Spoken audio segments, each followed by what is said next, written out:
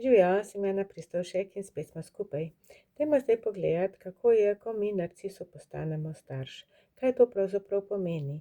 Biti starš nekomu pomeni, da nismo mi v enakovrednem in enakopravnem položaju, ampak da imamo mi večjo odgovornost, večjo moč odločanja in da je pravzaprav zelo veliko odvisno od nas. Ampak dve odrasli osebi, ki živita skupaj, morata biti enakovredni. To pomeni, da imata približno enako porazdeljeno dolžnosti, pravice, odgovornost in tako naprej. Zdaj, če malo pogledamo na grobo in zelo laično lahko rečemo, da imamo mi dve vrsti narcisov. Eni narcisi, ki so zelo grobi, in drugi narcisi, ki so zelo ubogi. In pri teh grobih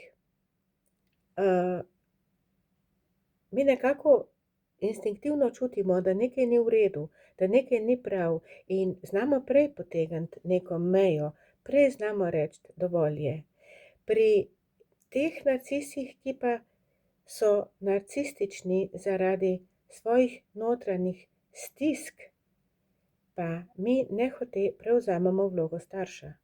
Začnemo skrbeti, pretirano skrbeti na nepravi način, skrbeti za odraslo, polnoletno, pravilno sposobno osebo. Kako to izgleda? To izgleda tako, da mi prevzemamo odgovornost za njegove občutke.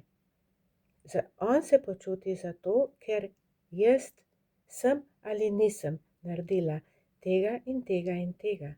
In to ni prav. Mi v življenju skrbimo, da z ljudmi ravnamo sočutno, pravično, mirno, preudarno. Da ne kričimo, ne nalagamo krivde, ne sitnarimo brez veze, ne ustvarjamo drame.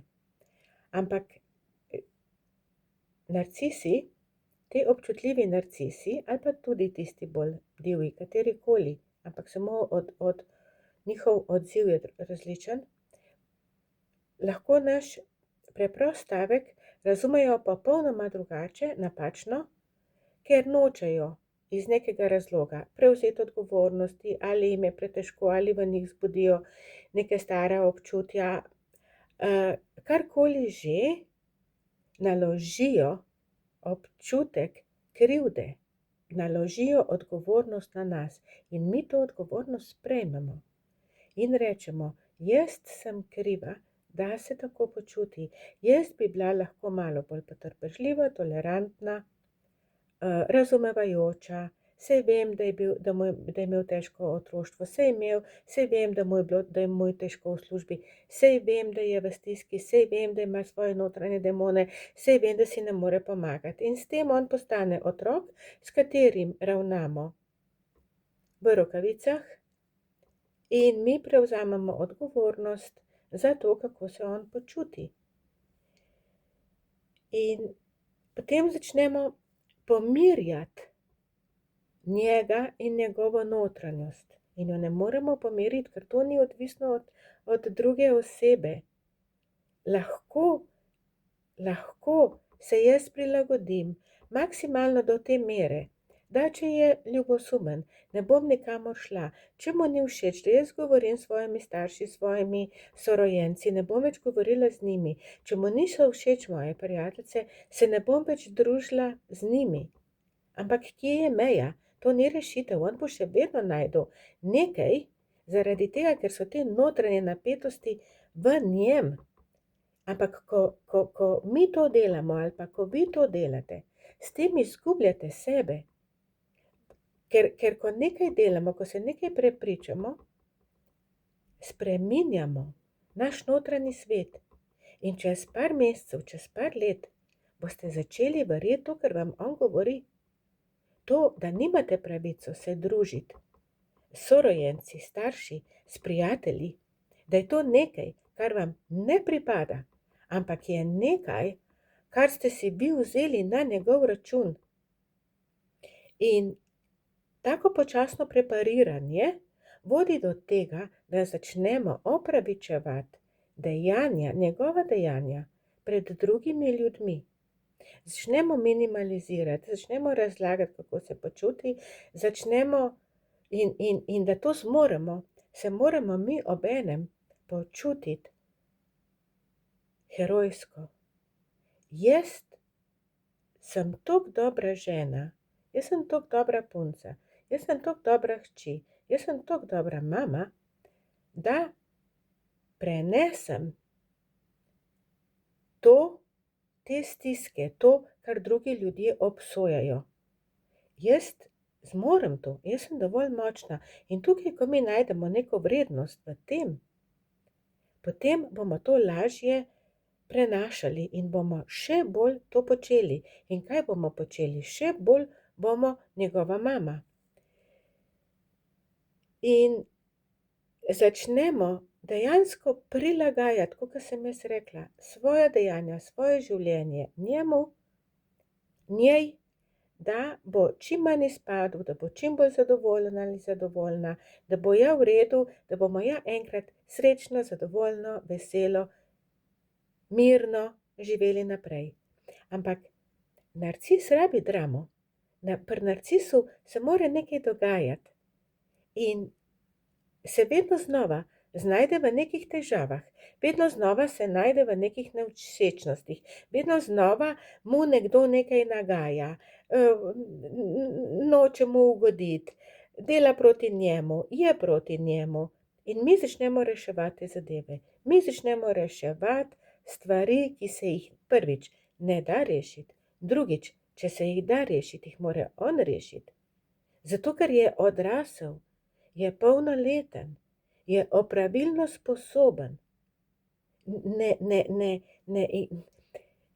Ne prevzemite odgovornosti, ki prvič ni vaša in drugič ničesar ne morete. In toleriranje nezrelosti, raznih izbruhov, izpadov, manipulacij, laži, s tem ne koristite sebi. Ne koristite niti njemu, uničujete pa sebe.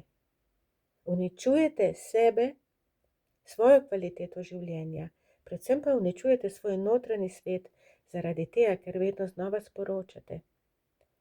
Jaz si zaslužim, da tako ravna.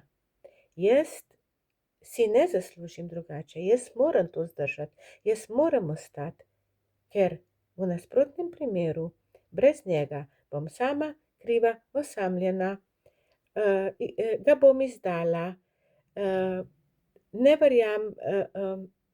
verjamem v to, da je treba ostati v dobrem in v hudem skupaj. In potem si mislimo, saj ga imam lahko rada dovolj, rada ga imam lahko za dva. Jaz lahko ljubim za oba in če bom dovolj potrpežljiva, dovolj mirna, dovolj tolerantna, dovolj tiho, če se bom dovolj prilagodila, ker to, kar on od mene zahteva, kaj pa zahteva? Da sem z njim, da mu ne oporekam, da mu povem, da ima prav, da znam uganiti, kaj on hoče, želi, zaradi tega, ker to v bistvu delamo v odnosu s človekom, ki ga imamo radi, ker če mi ne znamo uganiti, kaj neka oseba želi, potem pomeni, da ga premalo poznamo in da ga premalo ljubimo. In to ni res. Punce moje, to ni res. Pustite človeku, da pove, kaj želi. In potem se vi odločite, ali boste rekli ja ali ne, in pustite in vprašajte človeka, ali nekaj želi in sprejmite tudi ne, ne pa že vnaprej odločati, kaj on misli, kaj si želi, kaj hoče, česa noče, kaj mu bo všeč, kaj mu ne bo všeč. In ko živite nekaj časa na ta način, se odnos začne spreminjati na ta način, da vi postajate vse bolj odgovorni, vse bolj krivi, postajate starš svojemu partnerju, svoji partnerici, svojemu možu, ženi, otroku, staršu. Vi ste lahko starš samo svojim otrokom do polnoletnosti. Potem jih začnete obravnavati kot odrasle osebe. In to je težko, jaz vem, da je to težko. Ampak, če hočete imeti res dobre odnose, potem pustite ljudem, da postanejo odrasli. In če ne želijo biti odrasli, če nočejo prevzeti odgovornosti, če nočejo biti zreli in se znati tudi samo umiriti, potem se vprašajte, kaj s tem človekom delam. Ali želim živeti tako naprej in ali želim biti njegova žena, njegova partnerka, starš še naprej. Imejte se radi.